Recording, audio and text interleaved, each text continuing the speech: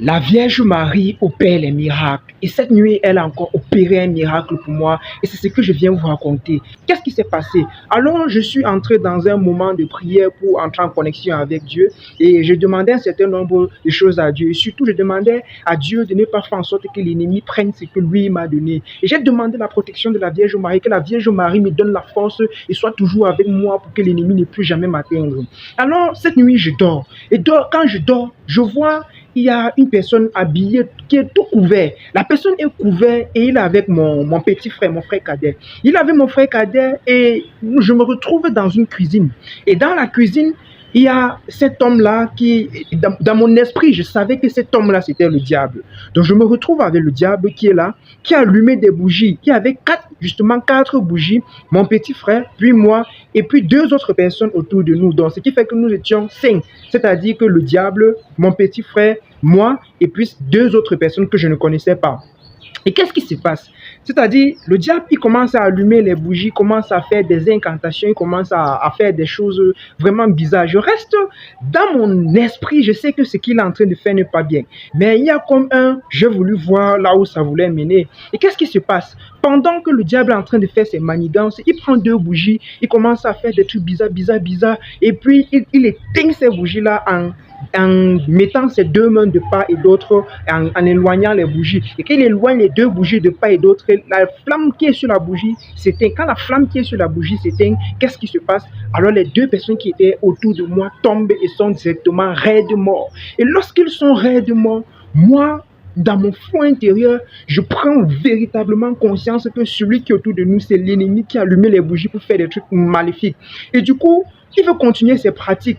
J'ai dit à mon petit frère que non, on quitte d'ici. Et moi-même, je savais déjà que si, je vous ai dit, il y avait 4 bougies qu'il a allumées. Je savais déjà que s'il éteint encore les 2 autres bougies, moi et mon petit frère, nous allons suivre. Donc, nous allons mourir aussi comme les 2 autres personnes. Donc, naturellement, mon intuition religieuse me dit que non, tu dois quitter de là. Je me lève, je quitte. Je dis à mon petit frère que partons de là. Avant de partir, j'éteins les 2 bougies pour qu'il ne puisse pas nous atteindre avec là. Parce qu'il a allumé les 4 bougies quand nous étions là, 4 personnes. Donc j'éteins les 2 autres bougies pour qu'il ne puisse pas s'apprendre à moi et à mon petit frère. Comment j'ai fait pour savoir que je devais éteindre cette bougie-là? C'est pas que je suis, ou bien c'est simplement parce que j'ai prié, j'ai demandé à Dieu de faire en sorte qu'il m'éloigne de tout ennemi. Et quand il y a l'ennemi devant moi, qu'il fait en sorte que je sois toujours plus fort. Donc c'est dans cette prière-là qui fait en sorte que même dans le rêve, même inconsciemment, je pose cette acte-là pour que le Seigneur me libère de cette oppression. Alors moi, mon petit frère se lève et moi, je me rends dans ma chambre.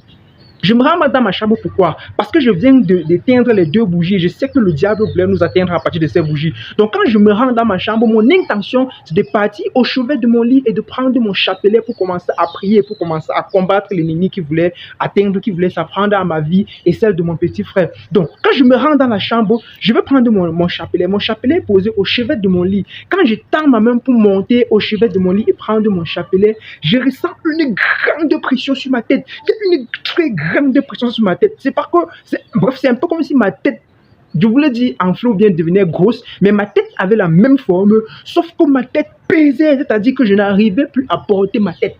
Vous imaginez, c'est-à-dire que le diable était en train de mettre une pression forte sur moi pour que je ne parvienne pas à prendre ma main et toucher et à prendre mon chapelet. Donc il a mis tellement une pression forte sur ma tête que je n'arrivais plus, moi, être humain, je n'avais plus la force humaine pour porter ma tête. Donc ce qui fait que comme ma tête devenait très lourde de façon spirituelle, je me suis alors assis et en cherchant à m'asseoir parce que je n'arrivais plus à tendre ma main pour arrêter mon chapelet parce que le diable savait que si je tiens ce chapelet entre mes mains, il savait qu'il devait aller, il devait cuire. Il savait que c'était cuit pour lui parce que la Vierge Marie n'oublie pas ses enfants. Donc il est en train de m'oppresser, il est en train de faire tout pour me tuer. Alors il y a aussi le chapelet de mon frère qui était sur le classeur. En voulant m'asseoir, j'ai fait l'effort de vouloir prendre ce chapelet-là. Et en voulant prendre le chapelet de mon frère, il essaie aussi de m'abattre. Il fait tout son possible pour que je ne touche pas ce chapelet. Donc quand je tombe, je m'assois au sol.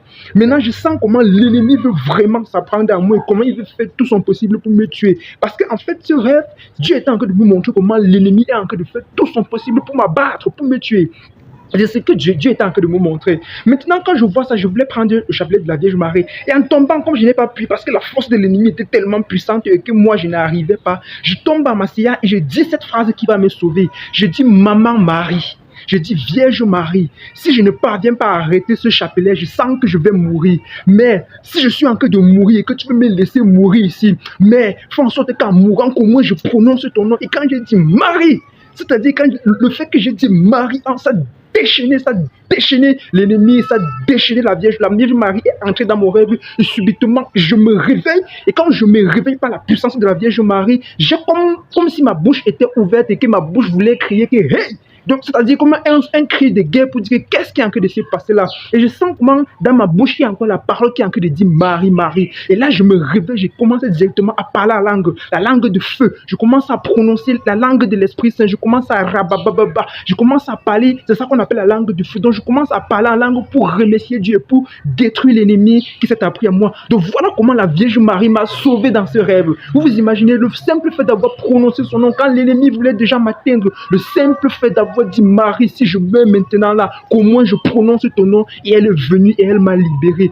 Donc quand l'ennemi essaie de vous oppresser, de s'apprendre à votre vie, de s'apprendre à vous, un seul mot, appelez le nom de Marie ou alors appelez le nom de Jésus. Mais pour mon cas, dans mon rêve, spécialement, c'est le nom de Marie qui est venu et elle m'a libéré. Donc vous qui doutez encore de la présence de Marie, voilà qu'on a voulu me tuer spirituellement, mais que la Vierge Marie a fait en sorte que je puisse me relever, que je puisse combattre cet ennemi. Et ce n'est pas tout. Quand je me réveille donc, je suis un peu inquiet parce que je me dis, Maman Marie, Jésus, Seigneur mon Dieu, après avoir parlé en langue, tu ne peux pas me laisser comme ça. L'ennemi ne peut pas venir dans mon rêve et il voit comment je veux me mettre en prière et il fait tout son possible pour m'abattre. Et je dis à Marie, cet ennemi-là doit mourir. Ce diable-là, on doit le tuer cette nuit même avant que le jour n'arrive. Je dis à Marie que non, on ne peut pas me tuer comme ça. Renvoie-moi dans ce rêve. Maman Marie, s'il te plaît, renvoie-moi dans ce rêve afin que je puisse tuer cet ennemi.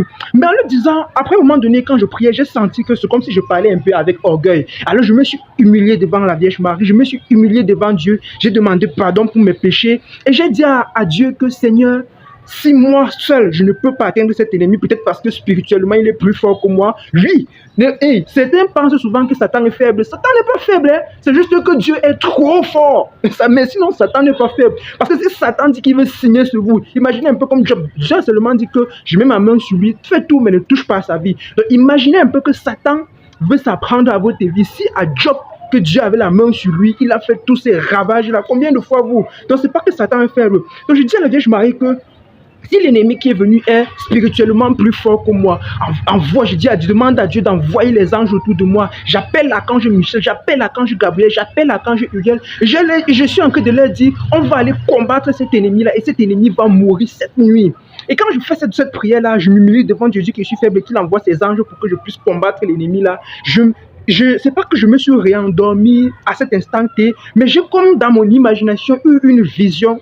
Et dans la vision, je me retrouve dans la même cuisine où il y avait l'ennemi et mon petit frère. Je me retrouve encore avec mon frère dans la même vision et je vois comme si la Vierge Marie avait attaché l'ennemi qui était en train de vouloir nous tuer dans un filet. Donc ils sont maintenant dans un filet. Donc ce n'est même plus une seule personne, mais il y a plusieurs personnes dans le filet. Un peu comme si on me donnait l'ennemi qui m'avait oppressé cadeau dans un filet. Et j'avais le couteau à ma main. Et qu'est-ce que j'ai pris? J'ai pris le couteau comme un couteau spirituel et je me suis mis à poignarder l'ennemi qui est dans le filet attaché. Donc c'est un peu comme si, vous voyez un peu les films où on met souvent le filet, les gens couillent, passent dedans et directement tapent le filet, s'emballe, s'englobe les gens et ça monte avec eux souvent sur un arbre. Donc c'était un peu comme ça. Je retrouvais en fait mon ennemi dans un filet attaché comme un cadeau pour moi parce que j'ai prié la Vierge Marie, j'ai demandé à Dieu de m'envoyer ses anges gardiens, archange Michel, Gabriel, Uriel pour qu'ils viennent combattre avec moi. Donc ils avaient déjà en quelque sorte effectué le combat et moi je suis juste venu finir, j'ai donc tué l'ennemi et je me suis... Et regardez, je vous ai dit que dans le rêve, je cherchais à faire quoi? Dans le rêve, je cherchais à attraper mon chapelet. Donc mon chapelet était effectivement sur mon chevet quand je me réveille. Je me tourne donc, je prends mon chapelet et j'arrête mon chapelet comme ça. Je priais avec ça et je me suis réendormi paisiblement. C'est-à-dire que plus aucune oppression, plus aucune... Donc je me suis endormi comme un gros bébé et la Vierge Marie, par cela, m'a libéré. Et je fais cette vidéo pour témoigner, pour dire qu'elle est toujours là pour nous. Elle fait toujours des miracles et pour rendre grâce à Dieu. Donc demeurez bénis, priez la Vierge Marie, priez le Seigneur avec votre foi, avec votre cœur. Et vous ne serez jamais, je dis bien jamais, jamais délaissés et jamais abandonnés. Que Dieu vous bénisse. Abonnez-vous. Shalom.